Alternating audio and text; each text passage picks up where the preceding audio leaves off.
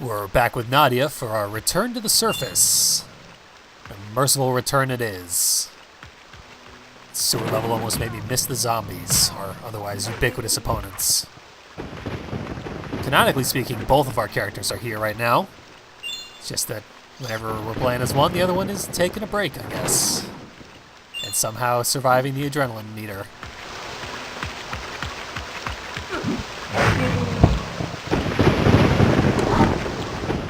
Sever Slash, that should be good for zombies. That is not the Sever Slash, although, whatever, killed the zombie. The input for that combo requires 2 buttons to be pressed at the same time, which is surprisingly difficult for the game to register. We're supposed to jump across that broken bridge there, but I took a special interest in that fence, and I found a little stairway that'll get me over it. This leads to a little secret, featuring another zombie.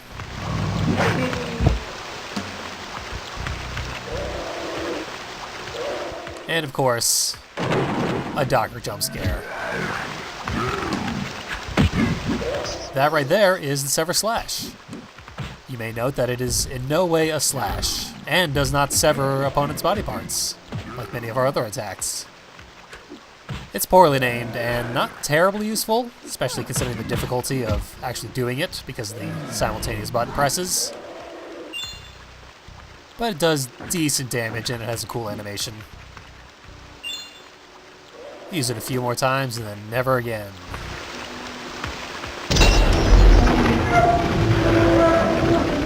A discarded heart in that pool of gore gave us another 1-up.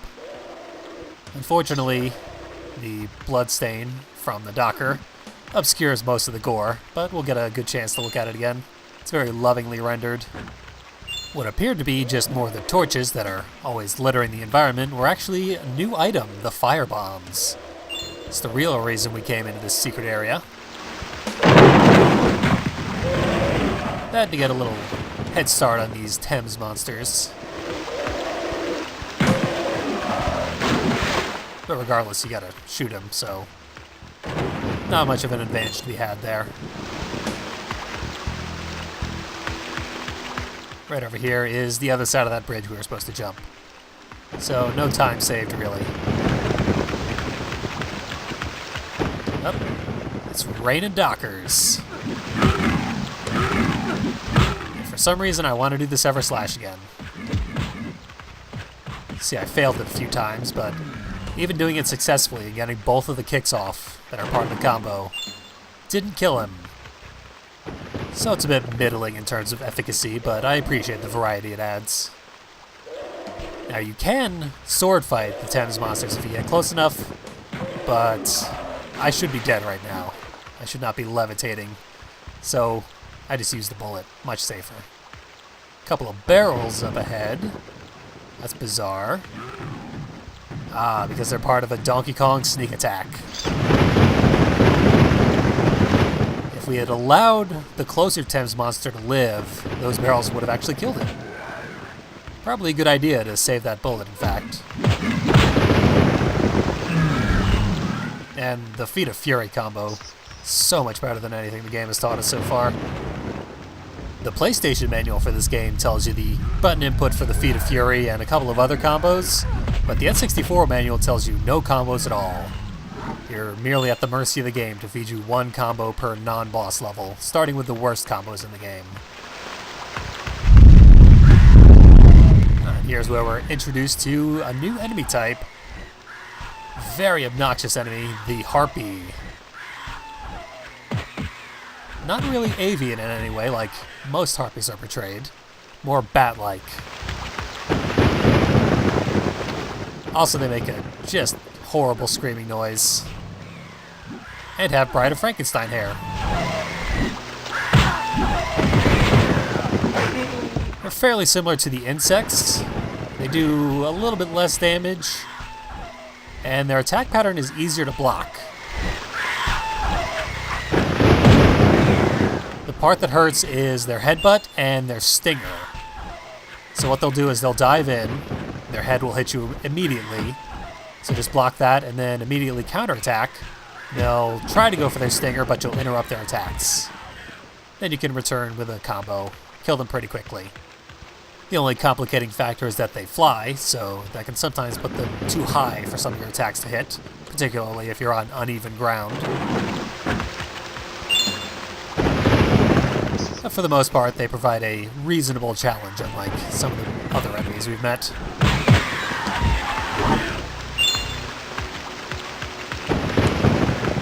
Indeed, their bark is worse than their bite.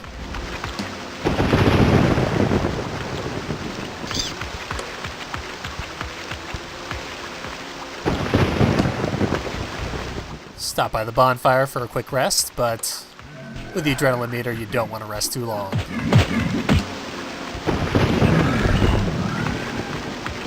This is an extremely dark level compared to the previous few, which seems intentional as a way to show off the excellent lightning effects that they've actually built into this game.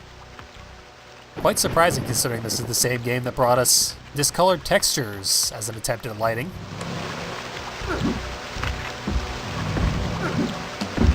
So here we can do a little platforming to climb up onto the ship we saw. For an optional side area. You know when the side area is this elaborate that there's got to be something good here. It's also infested with monsters though, so before we get any rewards, we're gonna have to do some killing. As always though, killing is pretty good, because if we don't kill, we die.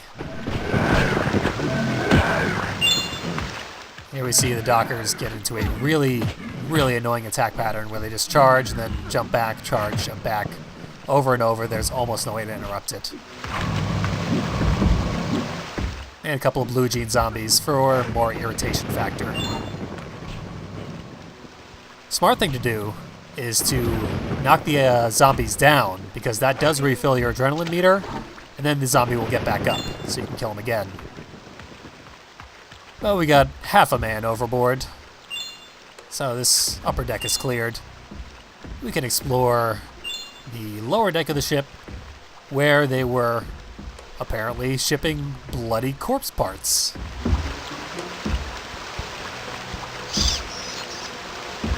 Never know when you're going to need those. Got some gross, decaying, severed limbs. Pretty good horror stuff.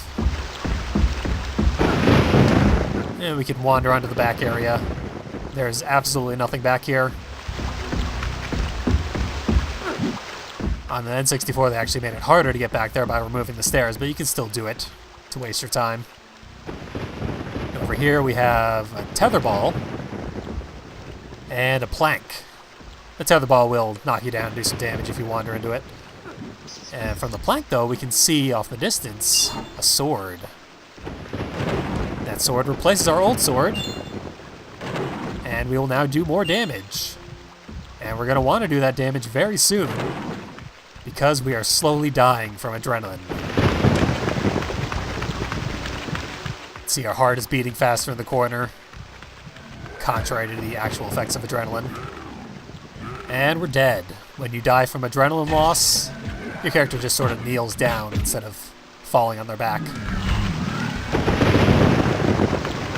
If I hadn't gotten punched by the Docker, I would have used the health orb or killed the Docker fast enough to not have died there. But oh well. That's just a demonstration of how the adrenaline meter is so annoying. I consider the ability to destroy that torch pretty neat. But anyway, very important to note that our adrenaline now ticks down much faster than it did in Spitalfield, and on hard mode ticks down even faster than that.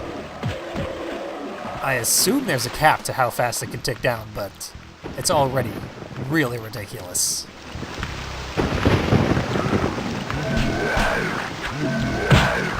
So glad they removed it from the N64. And Nightmare Creatures 2 doesn't even include it at all.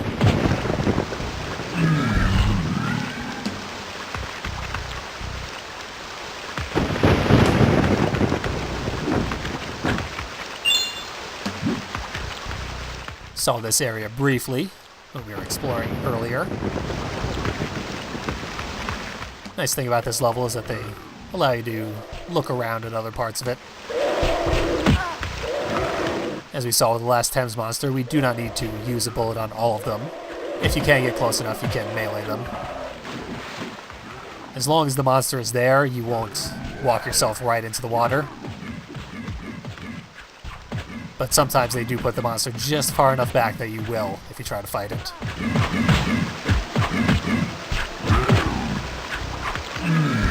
Even with our upgraded sword, Dockers take way too many hits if you don't use combos. The real effect of our upgrade, though, is not to be seen in this level. But our spinning and jumping attacks will now dismember more enemies than just zombies.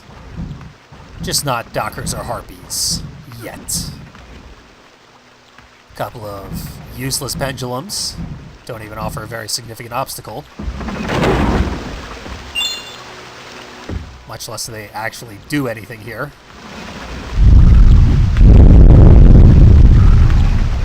Nice target for a quick adrenaline refill.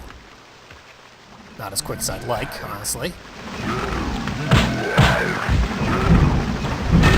Here's where we're in real trouble, because they still do normal knockback, and our back goes right to that pool of water, which would have cost me another life if he'd hit me again. It gets to be real annoying when enemies can chain deaths on you. That switch there can actually be kicked through the wall behind it, accomplishing nothing, but it's kind of neat, I guess. And there's nothing back here, despite my exploration instincts. Another Sky Docker.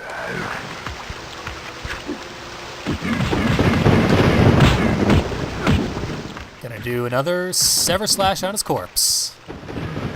Probably should have demonstrated the skill that Nadia learned in the sewers. It's called the Spinning Sidekick.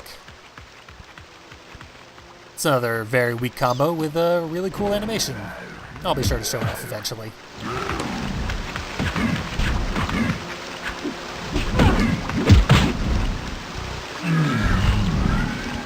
Feet of Fury, making short work on another one. Nothing off to the side of this big wooden rib cage. Assume it's the hull of a ship that's been hollowed out.